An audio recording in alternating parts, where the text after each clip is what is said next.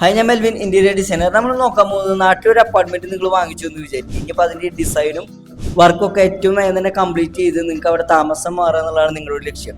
അപ്പോൾ നിങ്ങൾക്ക് സമയം തീരെ വേസ്റ്റ് ചെയ്യാനായിട്ടില്ല. അപ്പോൾ എത്രത്തോളം വേഗം തന്നെ അതിന്റെ വർക്ക് കംപ്ലീറ്റ് ചെയ്യണമെന്നുണ്ടെങ്കിൽ എന്തൊക്കെ കാര്യങ്ങൾ നിങ്ങൾ അതിന്റെ ഡിസൈനും വർക്കും തുടങ്ങുന്നതിന് മുമ്പ് നിങ്ങൾ ശ്രദ്ധിക്കണം. അപ്പോൾ ഡിസൈനിന്റെ പാർട്ടും ഉണ്ട്, അതുപോലെ തന്നെ വർക്കിന്റെ പാർട്ടിൽ എന്തൊക്കെ കാര്യങ്ങൾ ശ്രദ്ധിക്കുന്നുള്ളതാണ് നമ്മൾ നോക്കാൻ പോകുന്നത്. ഡിസൈൻ തുടങ്ങുന്നതിന് മുമ്പ് നമ്മൾ ചെയ്യേണ്ട ഫസ്റ്റ് പോയിന്റ് ആണ് സൈറ്റ് വിസിറ്റ്. നമ്മൾ ഒരു ദിവസം സൈറ്റിൽ പോയിട്ട് സൈറ്റിന്റെ ഫോട്ടോസ്, അതുപോലെ തന്നെ സൈറ്റിന്റെ ആക്ച്വൽ ആയിട്ടുള്ള മെഷർമെന്റ്സ്, എക്സിസ്റ്റിംഗ് കണ്ടീഷൻസ് എന്താണെന്നുള്ളത് നമ്മൾ നോക്കി മനസ്സിലാക്കുക എന്നുള്ളത് ഫസ്റ്റ് പോയിന്റ് ആണ്. സെക്കൻഡ് പോയിന്റ് ആണ് നമ്മുടെ അപ്പാർട്ട്മെന്റിന്റെ എക്സിസ്റ്റിംഗ് ആയിട്ടുള്ള plumbing layout, electrical layout, HVAC layout, ഇതൊക്കെ നമ്മൾ കളക്ട് ചെയ്ത് നമ്മൾ അതിനെ ബേസ് ചെയ്തിട്ട് വേണം നമ്മൾ പുതിയതായിട്ടുള്ള ഒരു ഇന്റീരിയർ ചെയ്യുമ്പോൾ നമ്മൾ അതിന്റെ ലേഔട്ട് പ്രിപ്പറേഷൻ ചെയ്യാനായിട്ട്. തേർഡ് പോയിന്റ് ആണ് നമുക്ക് എന്തെങ്കിലും തരത്തിലുള്ള ലേഔട്ടിലുള്ള ചേഞ്ച് ഉണ്ട് എന്നുണ്ടെങ്കിൽ ആ ഒരു പഴയ എക്സിസ്റ്റിംഗ് ഡ്രോയിങ് ആയിട്ട് കമ്പയർ ചെയ്തുകൊണ്ട് നമ്മൾ പുതിയൊരു ലേഔട്ട് പ്രിപ്പയർ ചെയ്യും.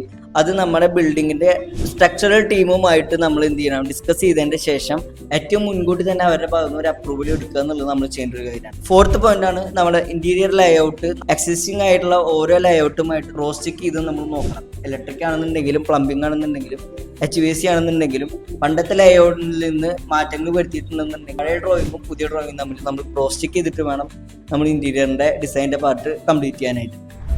അടുത്തായിട്ട് നമ്മൾ നോക്കുന്നത് വർക്കിന്റെ പാർട്ടിൽ നമ്മൾ എന്തൊക്കെ കാര്യങ്ങൾ ശ്രദ്ധിക്കുന്നുള്ളതാണ്. കാരണം നമ്മളൊരു കമ്മ്യൂണിറ്റിയിലാണ് വർക്ക് ചെയ്യുന്നത്. അപ്പോൾ അതുകൊണ്ട് തന്നെ തൊട്ടപ്പുറത്തുള്ള നൈബേഴ്സിന് ഒരു തരത്തിലുള്ള ബുദ്ധിമുട്ടും ഇല്ലാത്ത രീതിയിൽ വേണം നമ്മൾ ചെയ്യാനായിട്ട്. നോർമൽ അപ്പാർട്ട്മെന്റിന്റെ കേസിൽ കംപ്ലൈൻസ് ആയിട്ട് വരാറുള്ള ഫസ്റ്റ് പോയിന്റ് ആണ് sound pollution, tile cutting, demolition. ഇതൊക്കെ തൊട്ടപ്പുറത്തെ അപ്പാർട്ട്മെന്റിന്റെ ആളുകൾക്ക് സൗണ്ട് പൊല്യൂഷൻ വളരെയധികം ഉണ്ടാക്കുന്നതാണ്. അപ്പോൾ അതുകൊണ്ട് തന്നെ ഒരു നിമിഷം അവർ പോയി കംപ്ലൈന്റ് ചെയ്യുകയാണെന്നുണ്ടെങ്കിൽ നമ്മുടെ വർക്ക് അവിടെ പോസ് ആവാനായിട്ട് ചാൻസ് ഉണ്ട്. Second point dust pollution. Plywood cut ചെയ്യുമ്പോഴും ടൈല് കട്ട് ചെയ്യുമ്പോഴൊക്കെ വരുന്ന ഈ ഡസ്റ്റ് വിൻഡോസിലൂടെ പുറത്ത് പോയിട്ട് ആ കമ്മ്യൂണിറ്റിയിൽ മൊത്തം സ്പ്രെഡ് ആവാനായിട്ട് വളരെ ചാൻസ് ഉണ്ട്. അപ്പോൾ അതുകൊണ്ട് തന്നെ വിൻഡോസ് ഒക്കെ നമ്മൾ പരമാവധി നമ്മൾ കവർ ചെയ്തുകൊണ്ട് വേണം നമ്മൾ ഡസ്റ്റ് പൊല്യൂഷൻ ഉണ്ടാക്കാൻ ചാൻസ് ഉള്ള വർക്കുകളൊക്കെ നമ്മൾ ചെയ്യാനായിട്ട്. തേർഡ് പോയിന്റ് ആണ് വർക്കിംഗ് ടൈം.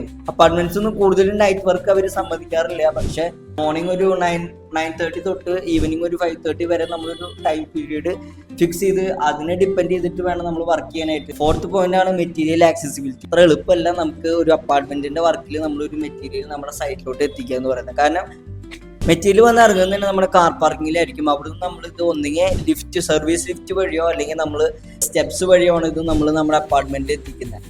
സർവീസ് ലിഫ്റ്റ് നമുക്ക് യൂസ് ചെയ്യാനായിട്ട് ചില ടൈം പീരീഡ് ഒക്കെ ചിലപ്പോൾ ഉണ്ടായിരുന്നു വരാം. അപ്പോൾ അതുകൊണ്ട് തന്നെ നമ്മൾ ആ ഒരു ടൈം പീരീഡ് നമ്മുടെ അപ്പാർട്ട്മെന്റിന്റെ മാനേജറുമായിട്ട് സംസാരിച്ച് ആ ഒരു ടൈം പീരീഡിൽ നമ്മൾ മെറ്റീരിയൽ കൊണ്ടുവന്നായിട്ടുള്ള ഒരു അപ്രൂവൽ എടുത്ത് വെക്കുന്നത് വളരെ നല്ലത്. ഫിഫ്ത്ത് പോയിന്റ് ആണ് മെറ്റീരിയൽ സ്റ്റോറേജ്. മെറ്റീരിയൽ സ്റ്റോർ ചെയ്ത് വെക്കേണ്ടത് എന്നുള്ള കാര്യം മുൻകൂട്ടി തന്നെ പ്ലാൻ ചെയ്ത് വെക്കുകയാണെങ്കിൽ നമുക്ക് ആ ഒരു കാര്യത്തിൽ നമുക്ക് മുൻകൂട്ടി തന്നെ പ്രിക്കോഷൻ എടുക്കാനായിട്ട് പറ്റും.